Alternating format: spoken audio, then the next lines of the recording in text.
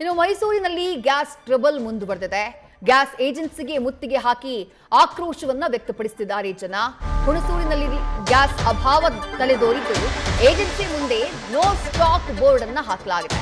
ಈ no stock board ನೋಡಿ ಗ್ರಾಹಕರು ಆಕ್ರೋಶಗೊಂಡಿದ್ದಾರೆ.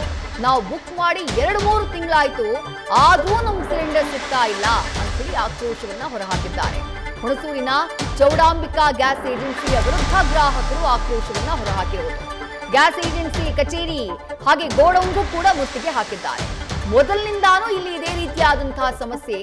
ಗ್ಯಾಸ್ ಸಮರ್ಪಕವಾಗಿ ವಿತರಿಸ್ತಾನೇ ಇಲ್ಲ. ಅದರಲ್ಲೂ ಈಗ ಯುದ್ಧದ ನೆಪ ಹೇಳಿ ಮತ್ತಷ್ಟು ವಿಳಂಬ ಮಾಡ್ತಿದ್ದಾರೆ. ಲೋಡ್ ಇಲ್ಲ, ಲೋಡ್ ಬಂದ್ರೆ ಕೊಡ್ತೀವಿ ಅಂತ ಹೇಳಿ ಮಾಲೀಕರು ಹೇಳ್ತಿದ್ದಾರೆ. ನಾವು ಏನು ಮಾಡಬೇಕು ಅನ್ನುವಂತಹ ಪ್ರಶ್ನೆಯನ್ನ ಮಾಡ್ತಿದ್ದಾರೆ ಗ್ರಾಹಕರು. ಈ ನಡುವೆ ಮಾಲೀಕರು ಹಾಗೆ ಗ್ರಾಹಕರ ನಡುವೆ ಮಾತಿನ ಚಕಮಕಿ ನಡೆದಿದೆ.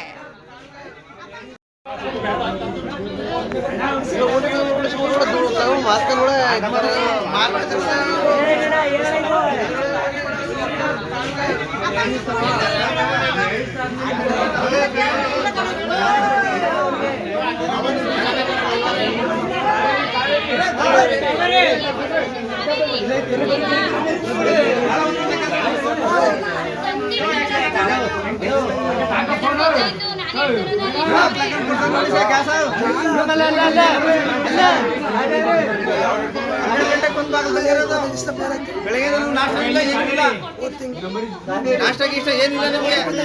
11 ಗಂಟೆಗೆ ಬಂದು ಗೊತ್ತಿಲ್ಲ, 12 ಗಂಟೆಗೆ ಬಂದು ಬಾಗಿಲು ತೆಗಿತಾರೆ. ಇಷ್ಟು ಜನ ಎಲ್ಲ ಕಾಯ್ಕೊಂಡು ಅವ್ರ ಮುಸ್ಕಿನ್ ಮಾಡಿದ್ದಾರೆ. ಇಲ್ಲ ಅವ್ರೆ 25 ದಿವಸ ಆಗೈತೆ, ಕೊಡ್ತಾರೆ ನಮಗೆ. ತಿಂಗಳಾಗದೆ ಬುಕ್ ಮಾಡಿ ನಾವು